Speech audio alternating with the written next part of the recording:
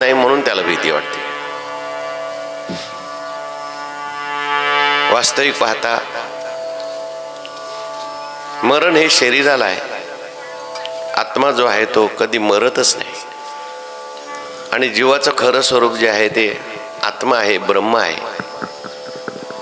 भगवान गीतेमध्ये सांगतात, मम एवांशो जीवलोके जीवभूत सनातन मनःषष्ठानीन्द्रियाणि प्रकृतिस्थानि कर्षति. भगवान म्हणतात जीव माझा अंश आहे, माझ्यासारखाच आहे, सच्चिदानंद स्वरूप आहे, व्यापक आहे.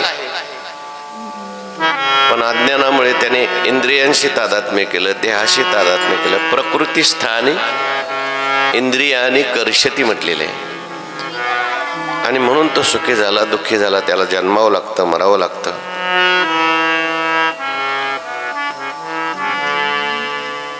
परीक्षिती महाराजांना जे भागवत सांगितलं त्या भागवतातील एकादश स्कंद हा मुक्ती स्कंद आहे. भागवत हे 10 लक्षणांनी युक्त आहे.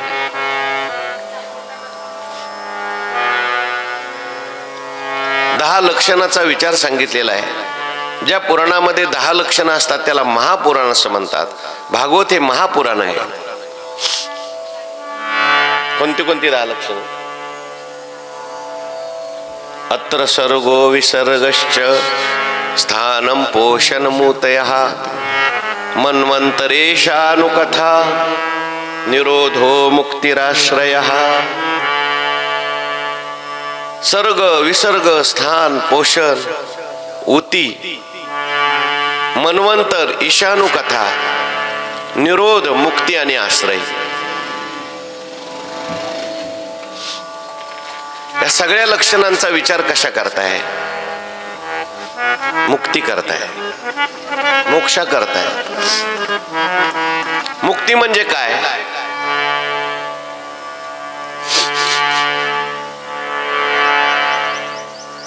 हित्वा अन्यथा रूपम स्वरूपेन अवस्थिती. आपल्या मूळ स्वरूपाला प्राप्त होणं म्हणजे मुक्ती आहे. ब्रह्मभाव प्राप्त होणं म्हणजे मुक्ती आहे. सर्व बंधनातून मुक्त होणं, भयातून मुक्त होणं, जन्म मरणातून मुक्त होणं म्हणजे मुक्ती आहे. आणि या मुक्ती लक्षणाचा विचार विशेषत्वाने 11व्या स्कंदामध्ये केलेला आहे. म्हणून 11व्या स्कंदाला मुक्ती स्कंद असं म्हटलेलं आहे. आणि 11व्या स्कंदावरती शांतीब्रह्म पैठण निवासी संत श्री एकनाथ महाराज यांनी भाष्य केलेलं आहे, टीका लिहिलेली आहे, सुंदर असा ग्रंथ लिहिलेला आहे. त्यालाच एकनाथी भागवत असं म्हणतात. वारकरी प्रस्थानत्रयीमध्ये एकनाथी भागवताचं खूप मोठं महत्व आहे.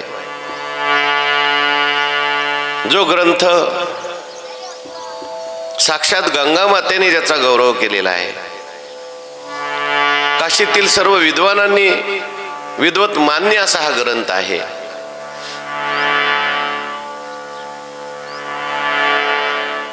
एकनाथ महाराजांचा अधिकार सामान्य नव्हता. साक्षात ज्ञानेश्वर महाराजांनी एकनाथ महाराजांना दर्शन दिलं आणि ज्ञानेश्वरी शुद्ध करण्याचं काम सांगितलं. आपल्याला सगळ्यांना इतिहास माहिती आहे.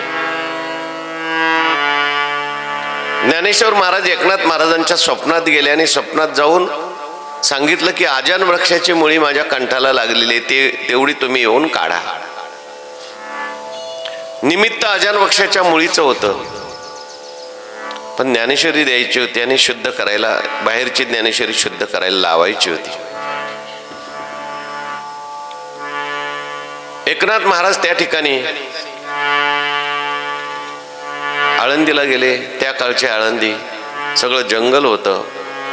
समाधीकडे जायला कुठे मार्ग दिसत नव्हता. ज्ञानेश्वर महाराजांनीच एका गोपाळाचं रूप धारण केलं आणि ज्ञानेश्वर महाराज नाथ महाराजांना समाधीच्या ठिकाणी घेऊन गेले असं वर्णन केलं.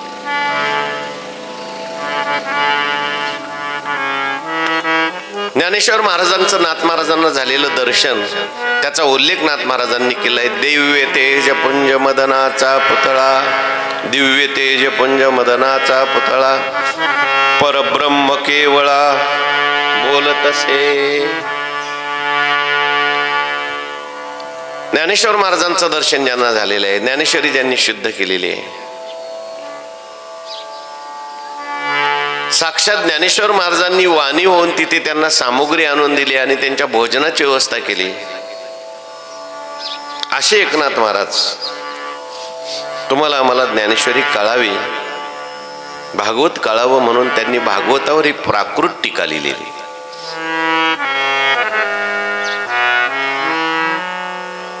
तिचं चिंतन आपण करतोय. अनेक संवादाच्या माध्यमातून हे वर्णन सांगितलेलं आहे, भागवताचं वर्णन सुरू आहे.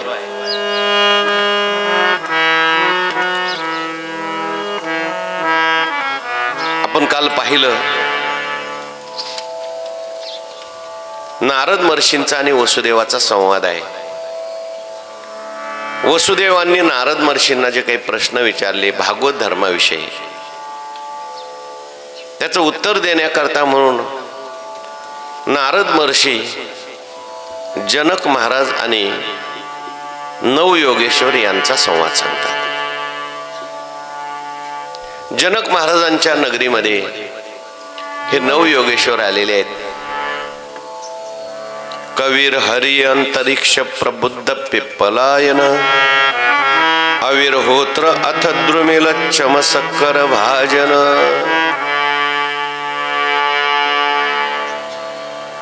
हे साक्षात भगवत स्वरूप आहेत.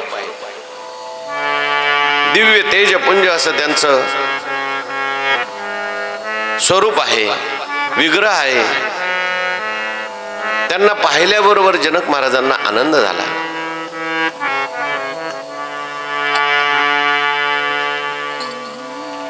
जनक महाराजांचाही अधिकार काही कमी नाही. जनक महाराज सुद्धा फार श्रेष्ठ होते. भगवंतांनी गीतेमध्ये जनकाचा उल्लेख केलाय.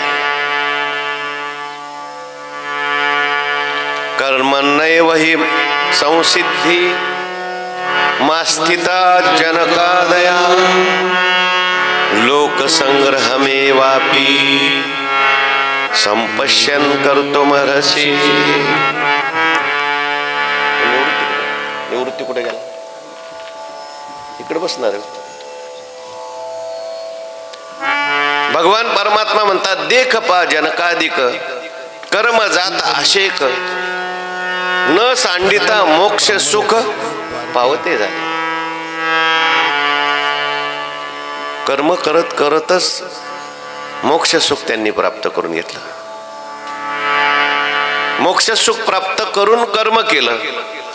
तो कर्मे करी सकळे, परी कर्मबंधा नातळे, न शिंपे जळी जळी पद्मपत्र. कमळाचं पान जसं पाण्यातच असतं, पण पाण्याचा त्याला स्पर्श होत नाही,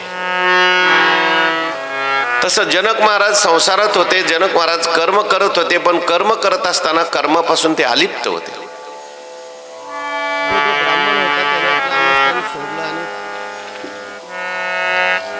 सामान्य अधिकार त्यांचा नव्हता. पण रोज संध्याकाळी ते सत्संग करायचे. याज्ञवल्क्य नावाचे ऋषी त्यांना कथा सांगण्याकरता, सत्संग करण्याकरता यायचे. ऐकण्याकरता बरेचसे संन्यासी लोक यायचे, सगळे भाविक यायचे. जनकांना राज्याचा व्याप असल्यामुळे कधी कधी यायला वेळ व्हायचा, आणि वेळ झाल्यानंतर बाकीचे लोक जे आहेत ते कुजबूज करायचे. महाराज कथा का सुरू करत नाहीत? आम्ही येऊन बसलो, सगळे लोक येऊन बसले. महाराज जनकाची वाट बघायची, आणि मग जनक आल्यानंतर कथा सुरू व्हायची. आल्यानंतर महाराज जनकाकडे पाहून कथा करायची. काही लोक कुजबूज करायचे, बघा त्यांच्याकडेच बघून कथा करतात, आमच्याकडे कुठं बघून कथा करतात. लगेच दुसरा म्हणायचा. जनक महाराज त्यांना धन देतो म्हणून त्याच्याकडे बघून कथा करतात, पाकिट देतो म्हणून कथा करतात. पण जनकाकडे बघून कथा का करत होते महाराज? जनक अधिकारी होता. वक्ता कोणाकडे बघून कथा करतो? जो नीट कथा ऐकतो त्याच्याकडे पाहून. नाहीतर वक्त्याने अवसानात सांगायचं, ज्याच्याकडे पाहिलं त्याने डोळे झाकायचे आणि झोप घ्यायची, नाकात बोट घालायचं, तेच तोंडात घालायचं. वक्त्याचं अवसान निघून जातं. ज्ञानोबारायांनी असं म्हटलंय, अहो चंद्रकांत द्रवता किर होय, परी ते हातवटी चंद्रीचे आहे. तैसा वक्ता तो वक्ता नवे, श्रोते नवीन. एकच पाहिजे, चांगलं ऐकणार पाहिजे. मला जेवढे कमी लोक तेवढा जास्त आनंद होतो. तुम्ही म्हणाल का? कमी लोक असल्यावर ह्यातलं ग्रंथातलं सांगता येतं, आणि जास्त लोक असले की मग गोष्टी सांगाव्या लागतात, कथा सांगाव्या लागतात, दृष्टांत सांगावे लागतात. फायदा कशात आहे? दृष्टांत सांगून वेळ घालवण्यात का ग्रंथात चिंतन करण्यात?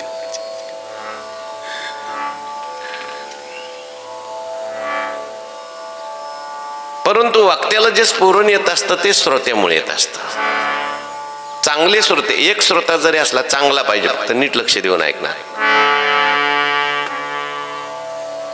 जनक महाराजांच्याकडे पाहून ते कथा सांगायचे. जनकांचा अधिकार दाखवण्याकरता म्हणून याज्ञवल्क्य ऋषींनी आग लावली असं म्हणतात, सिद्धीच्या द्वारे. गावाला आग लागली म्हटल्यानंतर सगळेच पळायला लागले उठून प्रवचनातून. आग लागली, आग लागली, चला पळा.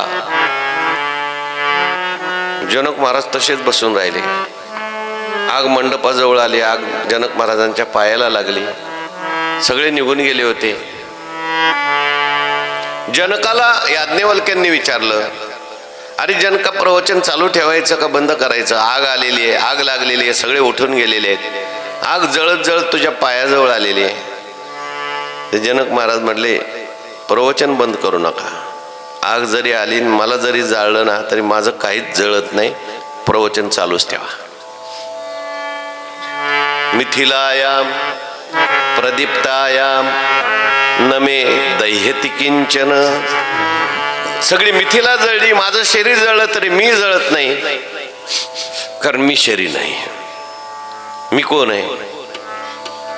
नैनम छिंदन्ति शस्त्राणि नैनम दहति पावकः न चैनम क्लेदयन्त्याम न शोषयेत् मारुतः.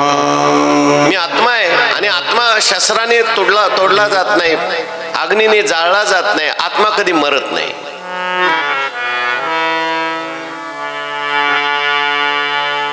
म्हणून जनक महाराजांचं वर्णन तुकाराम महाराजांनी केलं.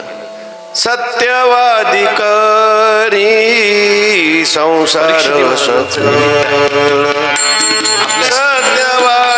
करी संसार सत्यवादी करी संसार सकळ सत्यवादी करी संसार सकळ. दीप्त कमळ जळी जय जय सरस्वती.